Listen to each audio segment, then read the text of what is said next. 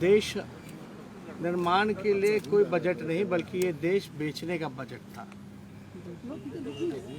आप लोग सब लोग जानते हैं, पहले रेलवे को बेचा, एयर इंडिया को बेचा, भारत पेट्रोलियम को बेचा गया, तरह तरह की संस्थानों के संपत्तियों को बेचा गया। और ये पूरी तरीके से जितने प्रतिष्ठान हैं और जितनी संपत्तियां हैं बची हुई देश की, उसको बेचने की तैयारी और निजी क्षेत्रों में देने की तैयारी चल रही है। इस बजट में और क्या बिक रहा है? गैस पाइपलाइन है, स्टेडियम है, सड़क मार्ग है, वेयर हाउसेज हैं, जो देश की संपत्तियां रही उसको और बेचने की पुरजोर तरीके से तैयारी की जा रही है। आम नागरिकों का कमर तोड़ दिया गया है और केवल कुछ चंद लोगों का ही इस बजट में ख्याल रखने का काम भारत सरकार ने किया है। आप देखे होंगे कि बिहार में डबल इंजन की सरकार है और लोग कई एक बजट बिहार का देख लिया, भारत सरकार का देख लिया कि बिहार के लिए उन लोगों ने क्या किया।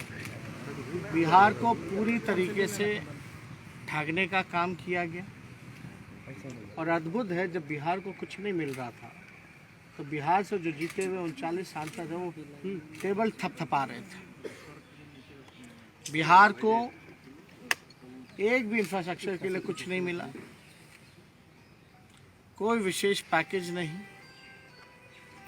स्पेशल स्टेटस तो दूर की बात है, लेकिन कोई चारों तरफ से दबे हुए एक काम ऐसा बिहार के लिए कोई योजना के तहत या कोई अलग बिहार को देखते हुए अगर कोई प्लानिंग अगर की गई होती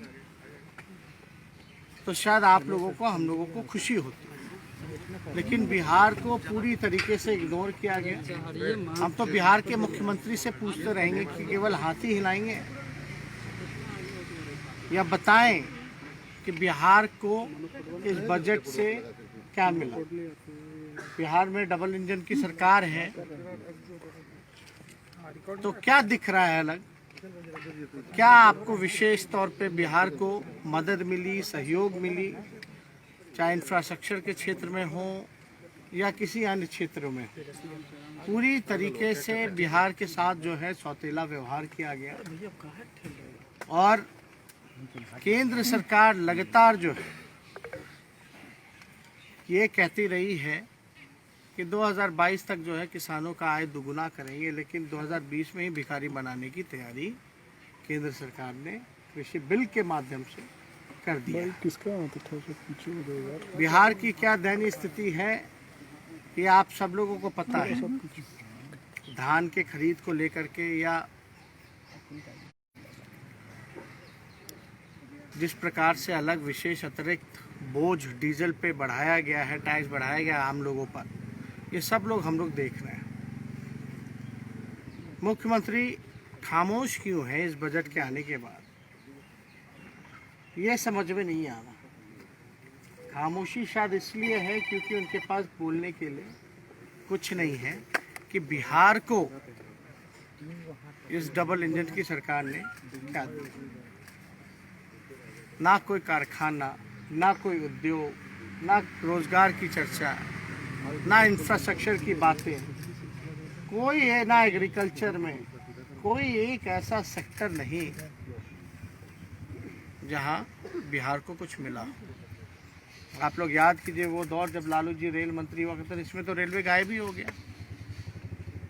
रेलवे को इसलिए गायब किया गया क्योंकि ये लोग लालू जी की तुलना नहीं कर सकते थे। जिस प्रकार से आदरणीय लालू जी ने रेलवे को चलाने का काम किया, हर एक साल 90,000 करोड़ का मुनाफा लालू जी ने दिया था और ऐसे में दिया था जब हर साल जो है किराया कम किया जाता था। यही बिहार को लालू जी ने 3-4 कारखाने रेलवे ने उस समय बिहार को देने का काम किया। आज कहाँ है? क्या मिल रहा है बिहार को? और वो तब था जब यहाँ बीजेपी और एनडीए की सरकार थी, बिना पक्षपात किए हुए विशेष पैकेज 1,25,000 करोड़ का भी यूपीए के समय में बिहार को लालू जी ने दिलवाने का काम किया। आज तो हम लोग सब लोग पूछ रहे हैं कि क्या मिल रहा है बिहार को। 39 सांसद जीत करके गए हैं, केवल ताली पीटने गए या बिहार के लिए आवाज उठाने गए हैं। आज दुर्भाग्य है जो लोग भी जीत करके थाली टेबल पटकाने का काम कर रहे हैं, लेकिन बुरी तरीके से देश की जनता निराश है, आम नागरिक निराश है, परेशान है और पूरी तरीके से उन पे जो है अतिरिक्त बोझ डालने की तैयारी केंद्र सरकार ने की है। कई राज्यों में सड़कें बनाने की बात कही गई है, कोलकाता जिन राज्यों में चुनाव होने हैं ये एक ढंग से घोषणा की गई है।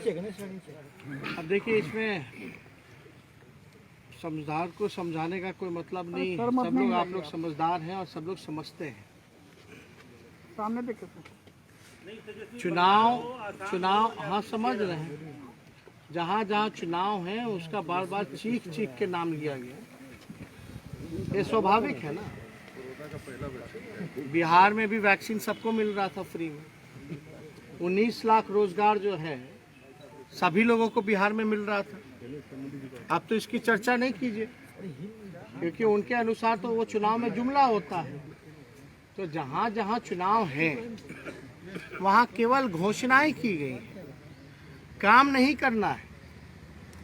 अपना काम बनता, भाड़ में जाए जनता, यही बीजेपी और एनडीए सरकार का काम है। यहाँ भी लोगों को ठगा गया। क्या क्या नहीं कहा गया था कि क्या नहीं करेंगे, डबल इंजन की सरकार है, बिहार को विशेष राज्य का दर्जा, लेकिन पटना यूनिवर्सिटी को भी सेंट्रल यूनिवर्सिटी का दर्जा नहीं दे पाए। तो आप अंदाजा लगा सकते हैं, एक नई यूनिवर्सिटी का भी निर्माण बिहार में इस बजट में नहीं है। ना कोई अच्छे अस्पताल, ना कॉलेजेस, ना कोई अलग इंफ्रास्ट्रक्चर की सुविधाएं, कुछ भी अलग बिहार में नहीं है। बिहार के लेके अब तो देश को ही बेचने की तैयारी है। हम लोग तो ये बार बार से कह रहे हैं, बजट ही नहीं बल्कि सेल था। ये देश के निर्माण के लिए नहीं बल्कि देश को बेचने का बजट और सेल था। और ये आप सब लोगों ने देखा होगा। और पूरी तरीके से पहले लोगों में उत्साह होता था कि हमारे लिए क्या मिलेगा, क्या सरकार आगे 5 साल का क्या काम रहेगा, इस साल का क्या काम रहेगा, लेकिन पूरी तरीके से निराशाजनक। और हम लोग को उम्मीद थी बीजेपी से कि यही बजट लाएंगे, देश को बेचने वाला ही बजट लाएंगे। आज संविधान खतरे में है, देश खतरे में है। पूरी तरीके से सरकारी इंस्टीट्यूशन हो या किसान हो, सभी लोग, छात्र, युवा, बेरोजगार, सब लोग जो है निराश है, मायूस है इस मौजूदा सरकार के बजट से और सेल से।